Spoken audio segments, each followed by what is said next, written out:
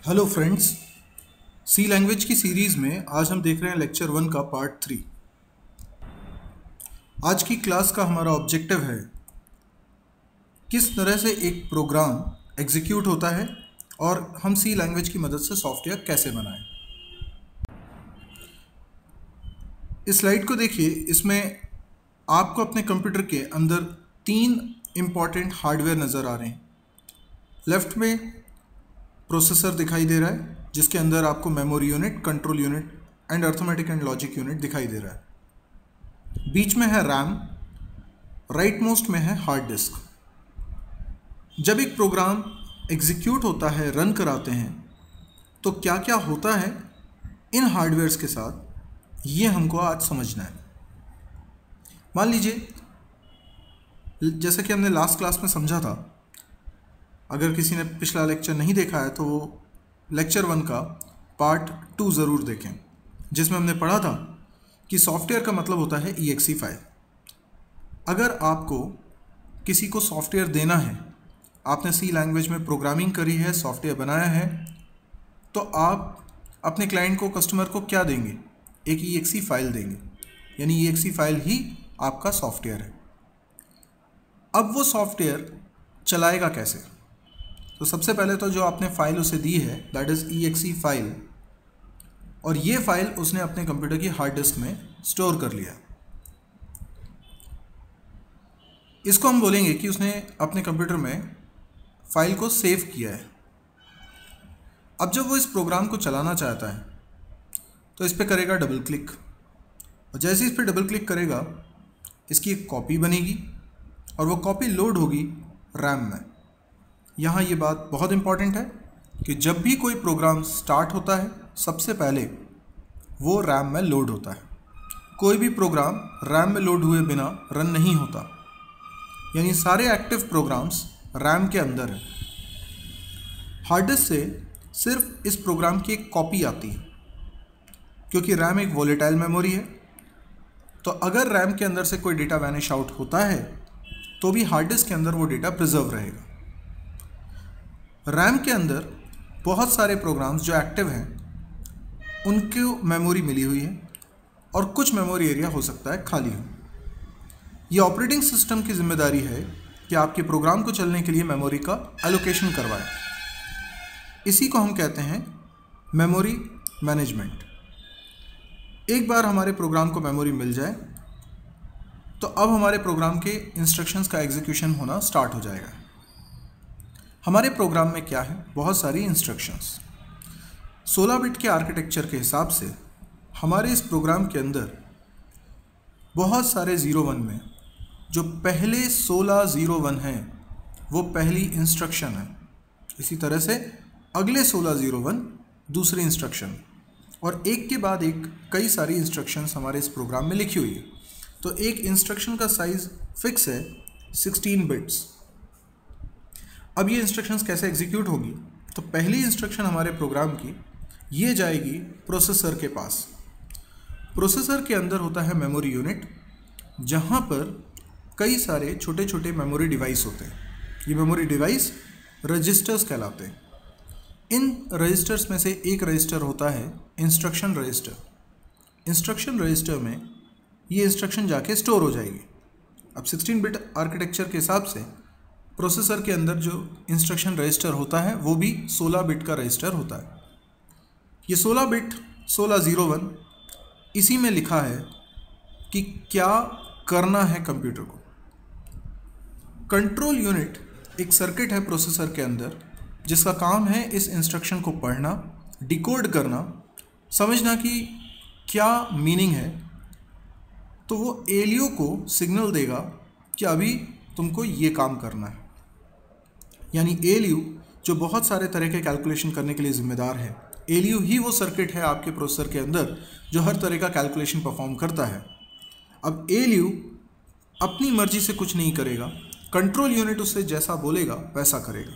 पर control unit वो instruction को रीड करने के बाद ALU से कह रहा है कि ALU को क्या काम करना है। ALU इस इंस्ट्रक्शन को एग्जीक्यूट कर देगा और इस तरह से पहली इंस्ट्रक्शन एग्जीक्यूट हो जाएगी। बारी बारी से एक एक करके सारी इंस्ट्रक्शंस एग्जीक्यूट होंगी इसी तरह से, और जब सारी इंस्ट्रक्शन एग्जीक्यूट हो जाएंगी तो हमारा प्रोग्राम एंड हो जाएगा। अभी हमने देखा कि किस तरह से एक सॉफ्टवेयर रन किया जाता है और हार्डवेयर के अंदर क्या क्या चेंजेस होते हैं। अब हम देखते हैं कि ये सॉफ्टवेयर बनाते कैसे हैं। हमें बनाना है एक EXE फाइल, क्योंकि EXE फाइल ही एक सॉफ्टवेयर है। मान लेते हैं कि हमको जो सॉफ्टवेयर बनाना है उसका नाम है sum.exe, पर इस फाइल को बनाने में एक दिक्कत ये है कि ये ऑपरेटिंग सिस्टम डिपेंडेंट लैंग्वेज में है। इसका मतलब अगर ये फाइल DOS ऑपरेटिंग सिस्टम के समझने लायक है तो वो किसी और ऑपरेटिंग सिस्टम को समझ में नहीं आएगी। तो इस फाइल को अगर मैं बनाता भी हूँ तो प्रॉब्लम ये होगी कि ये केवल DOS पे चलेगी और किसी ऑपरेटिंग सिस्टम पे नहीं चलेगी। तो ये ऑपरेटिंग सिस्टम डिपेंडेंट कोड है। इसीलिए C लैंग्वेज में जब भी सॉफ्टवेयर बनाया जाता है तो सॉफ्टवेयर पर्टिकुलर ऑपरेटिंग सिस्टम के हिसाब से बनता है। तो अगर मैं ये लैंग्वेज सीख भी लूँ 01 की भाषा जिसमें EXE फाइल बनी है, तो प्रॉब्लम ये है कि ये किसी एक ऑपरेटिंग सिस्टम को ही समझ में आएगी, तो मेरे को अलग अलग ऑपरेटिंग सिस्टम के हिसाब से अलग अलग कोडिंग सीखनी पड़ेगी।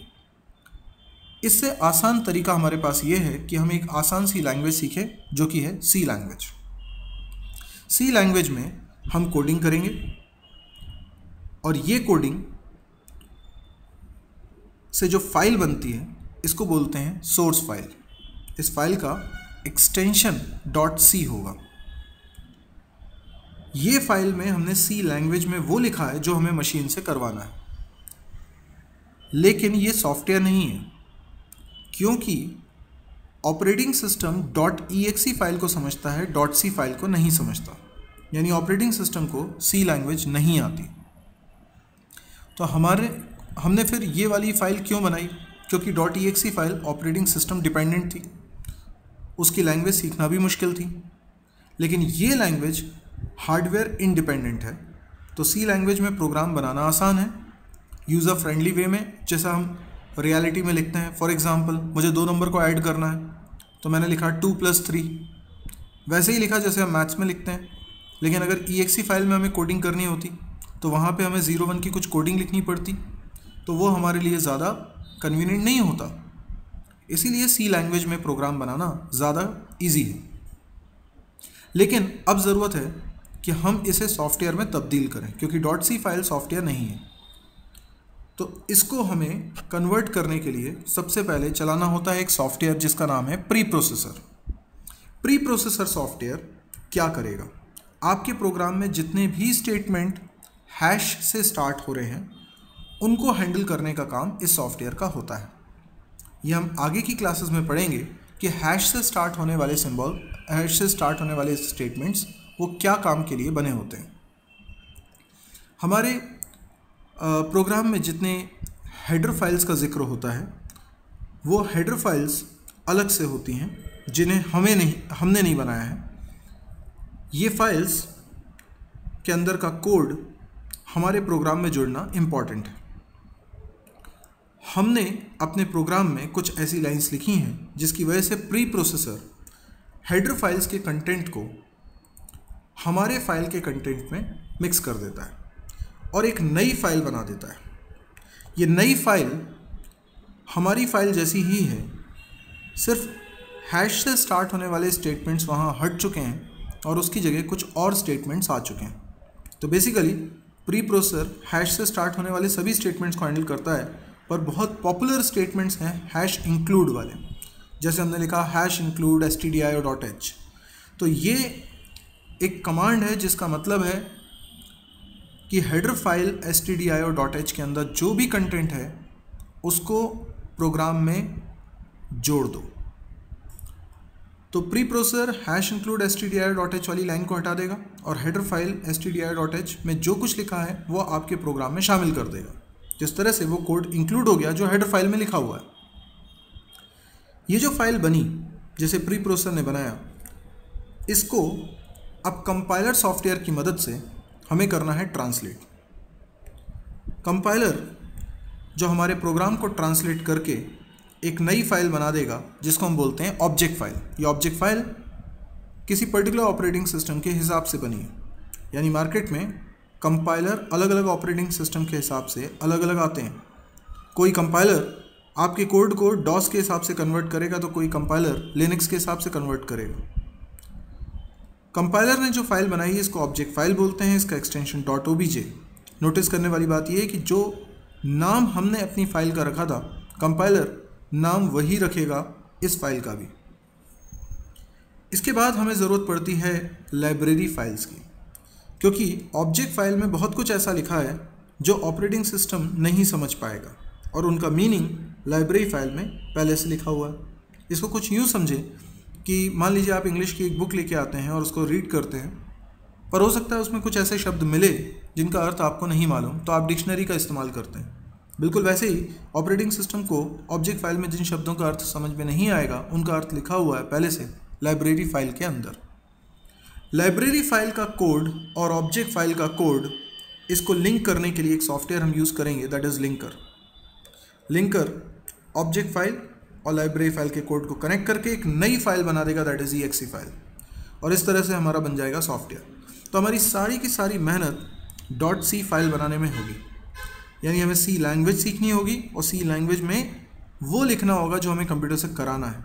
इसके बाद कुछ सॉफ्टवेयर्स की मदद से हम अपने प्रोग्राम को एक सॉफ्टवेयर में कन्वर्ट कर देंगे। तो याद रखें .c फाइल कोई सॉफ्टवेयर नहीं है, .exe फाइल सॉफ्टवेयर है। तो आप .c फाइल बनाते हैं पर आपको preprocessor, header file, compiler, linker, library files, इन सब की ज़रूरत पड़ती है, जिसके कारण आप अपनी .c फाइल के कंटेंट को कन्वर्ट करा के ऑपरेटिंग सिस्टम के हिसाब से समझने वाली भाषा में exe फाइल के रूप में बना देते हैं, और ये बन गया आपका सॉफ्टवेयर। अब मुझे एक सवाल का जवाब दीजिए, यदि आप अपने दोस्त को ये सॉफ्टवेयर देना चाहते हैं, कौन सा, sum.exe, तो आप उसे क्या क्या देंगे? आप उसे देंगे सिर्फ और सिर्फ sum.exe फाइल। क्या आपके उस दोस्त के कंप्यूटर में कंपाइलर सॉफ्टवेयर की ज़रूरत होगी? हो सकता है आप में से कुछ लोग ये सोचें कि यस, कंपाइलर की ज़रूरत होगी, लेकिन sum.exe फाइल को चलाने के लिए कंपाइलर की ज़रूरत नहीं है। कंपाइलर का काम कुछ और है। कंपाइलर का काम हमारे कोड को ऑब्जेक्ट फाइल में कन्वर्ट करना है, लेकिन sum.exe दे रहे हैं हम, तो उसे ना कंपाइलर की ज़रूरत है, ना लिंकर की, ना प्री प्रोसेसर की, किसी सॉफ्टवेयर की ज़रूरत नहीं है।